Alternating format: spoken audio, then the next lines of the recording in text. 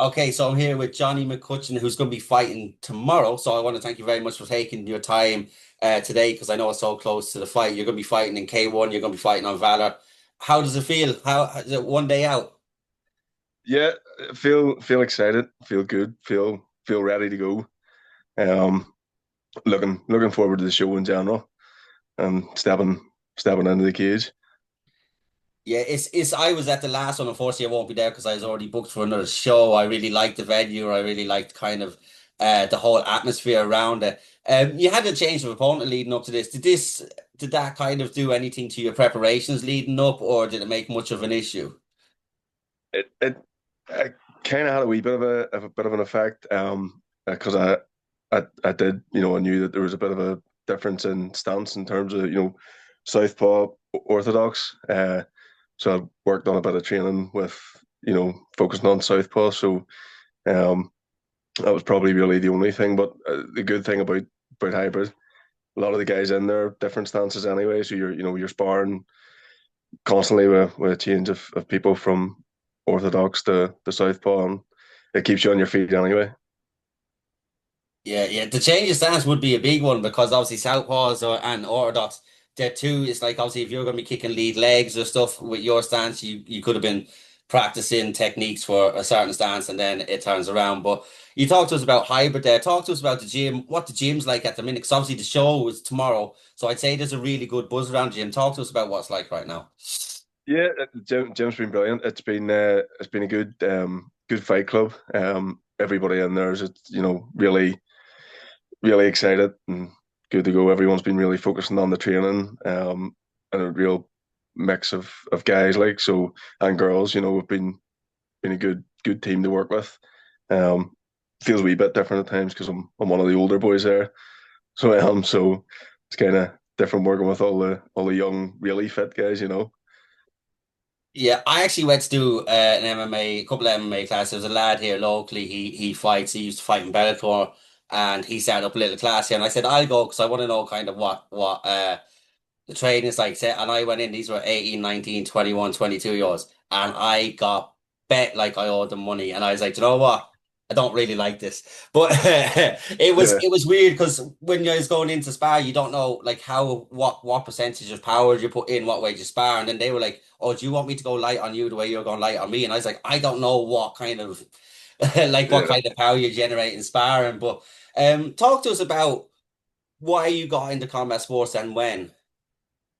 So going back now, I'm 35 now, but going back to my early 20s, I did a bit of training, bit of karate, bit of kickboxing, and a bit of Muay Thai, before moving into the MMA.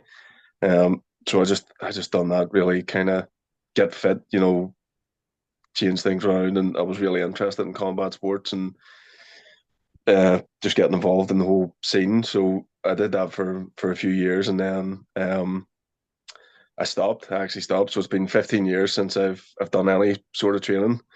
Uh, for the last 15 years, I switched up and was focusing really on strength training, sort of, just weights, no training with MMA, Muay Thai, anything like that. So I joined Hybrid Devils back in June, um, and just went through a real mix of classes, doing, a bit of the Muay Thai and MMA, some of the BJJ stuff as well.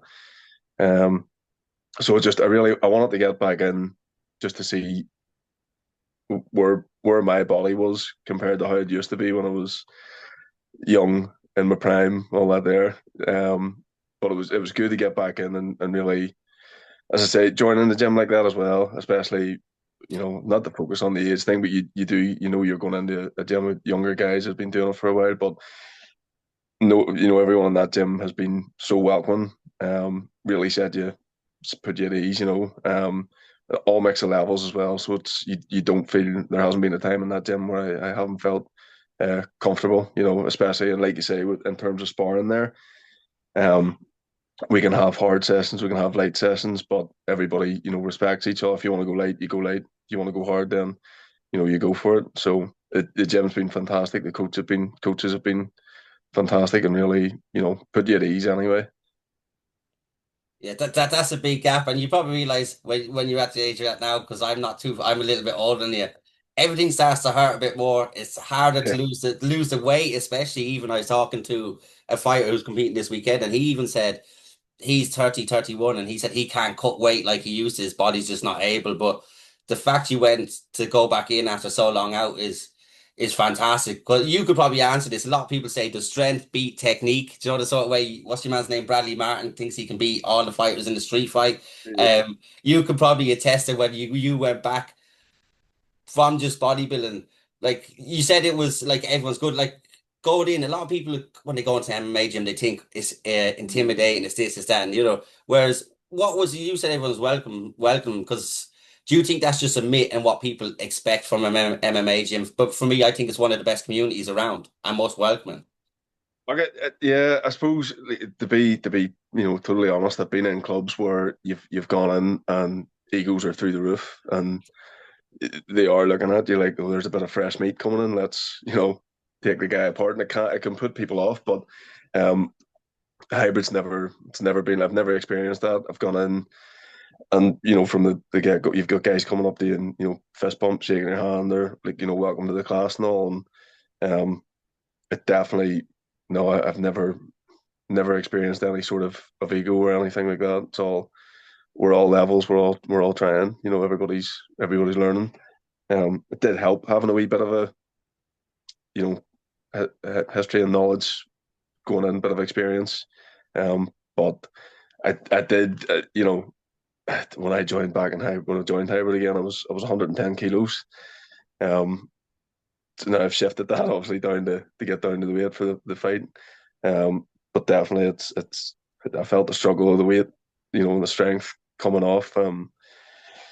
But the technique all day, I think, is you can be the biggest, strongest guy, but somebody knows what they're doing to keep their distance on you or close in on you and keep you away and just hit you with that one shot, then you're done for. Yeah, yeah, no, I see like because I think it was Emmanuel Thompson, Prospect MMA, actually done a jiu-jitsu with Leon Davis, who's like a little phenom from Limavady, and Emmanuel like that would have been 100 some kilos muscle, and Leon would have been 60 something kilos, and Leon subbed him like 9 times in 5 minutes or something. Yeah. So it just goes showing like Leon's 16 years of age, but like that, it's unfortunate that obviously you said you've gone to gyms and that happens because for me, you want to make it a welcoming place. You don't want people to be turned off the sport, you want people to come in. So I'm glad you found a good home in hybrid. And are you looking to be active competing? Are you looking to be competing in all competitions, MMA, K1, Jiu-Jitsu? What's your kind of plan for after this? Not looking past your opponent, obviously. Yeah, I think after I mean I had no intentions of joining joining any sort of combat sports again and jumping back into like any sort of fight. I had no intentions in it. Whereas now I'm kind of like, do you know what? I'll give a K1 a go, and then maybe after this is all out of the way, I'd look at jumping into an MMA fight again. Um, I say that now. Let's see how things go. The training's been great, but you do kind of your social life goes out the window a bit, and your family life kind of takes a backseat as well. Um, because you need to focus, you need to be in the mindset, and you are a team. Like everyone's putting their effort into, you want to make sure you're giving it everything. So I think once the weekend's gone, I'll potentially maybe a week or two of rest, and then see where we go from there. But it'd be nice to jump back in and give something else a go. You know, 100%. And that's why I started doing interviews like this because the guys that are looking to go, like the young guys looking to go pro, like you talk about sacrifices there. I don't think people realize the sacrifice you make, like family time, nights out, other stuff. It is very taxing and it is very hard. So that's why I wanted to show kind of what yourself and other people go through that and the benefits of it as well. Because I think it's good for mental health, it's good for discipline, it's good for motivation, it's good for even being a nice person. Because I think it humbles you a lot as well. Have you found that obviously you had to have to make sacrifices, but what are the positives you've gained from training in combat sports? Yeah, definitely. It's a massive positive impact on your on your mental health. If you're everybody has bad times, everybody goes through you know rubbish and stuff that it's difficult to deal with in life. That is life. That is what it is. But um, it's getting in, really focusing on something, having a drive, a goal. And just something that's have a bad day and go and hit pads. You come out of that going, I feel really good. I feel you go out and you get a bit of the anger out in a controlled environment. You can walk out and you can revisit things that have happened to you, during the day, or like even work stresses. You're working full time and then you're going and training.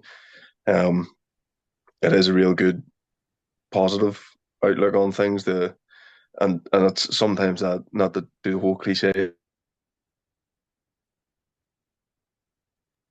can take away a bit of mental pain, if you know what I mean. Close it up a wee bit. But definitely, it's all positive. You do take a bit of a back burner with things, and you kind of have to. And I think there's that saying as well that it's a young man's game. In terms of like, I have three boys myself, so uh, you have to work training around their schedule and stuff. But you do make it work. So there's that side of things of, at least you can sit back and say, I focused on that, and I didn't. All right, it might have knocked the social life for a few weeks, but you get that back and you balance everything out.